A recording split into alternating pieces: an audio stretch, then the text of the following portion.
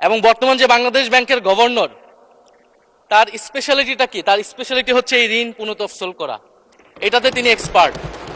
এই যে হাজার হাজার কোটি টাকার ঋণ, সেই ঋণগুলো যাতে ঋণ পুনঃতফসিল করতে পারে, সেই সুযোগ সুবিধাটা করে দেওয়ার জন্যই বাংলাদেশের ইতিহাসে প্রথমবারের মতো একজন ব্যবসায়ীকে বাংলাদেশ ব্যাংকের গভর্নর দেওয়া হয়েছে। অধিবেশনের দিনের আলোচনায় আমাদেরকে আরো বেশি অবাক করলেন মাননীয় অর্থমন্ত্রী।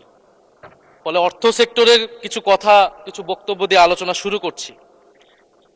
আমরা যখনই ব্যাংকিং খাত বা অর্থ সেক্টরের আর্থিক খাতের কথা আসে, মাননীয় অর্থমন্ত্রী একটা বাক্যই বারবার বলেন যে বিএনপির সময়ে এরকম কোনো রেকর্ড নাই যে আর্থিক খাতে বিশৃঙ্খলা হয়েছে।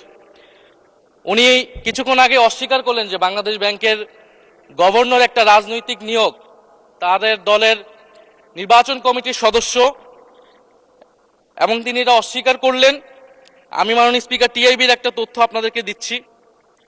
বর্তমান সরকারি দলের যারা নির্বাচনের প্রার্থী হয়েছেন তাদের 59.41% ঋণগ্রস্ত, এবং যার বেশিরভাগ হচ্ছে সরকারি দলের।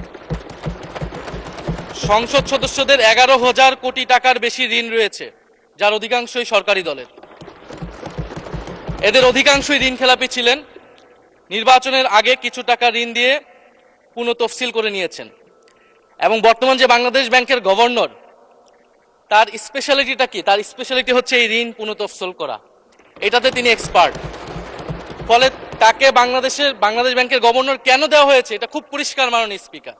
এই যে হাজার হাজার কোটি টাকার ঋণ, সেই ঋণগুলো যাতে ঋণ পুনঃতফসিল করতে পারে, সেই সুযোগ সুবিধাটা করে দেওয়ার জন্যই বাংলাদেশের ইতিহাসে প্রথমবারের মতো একজন ব্যবসায়ীকে বাংলাদেশ ব্যাংকের গভর্নর দেওয়া হয়েছে। ফলে জাতির সামনে এই জিনিসগুলো পরিষ্কার হয়েছে। এখন সামনের আর্থিক খাতে আরো নিয়োগ তারা কি বিবেচনায় দিবেন, এই জন্য আমরা তাদের উপর আর আস্থা রাখতে পারছি না মাননীয় স্পিকার।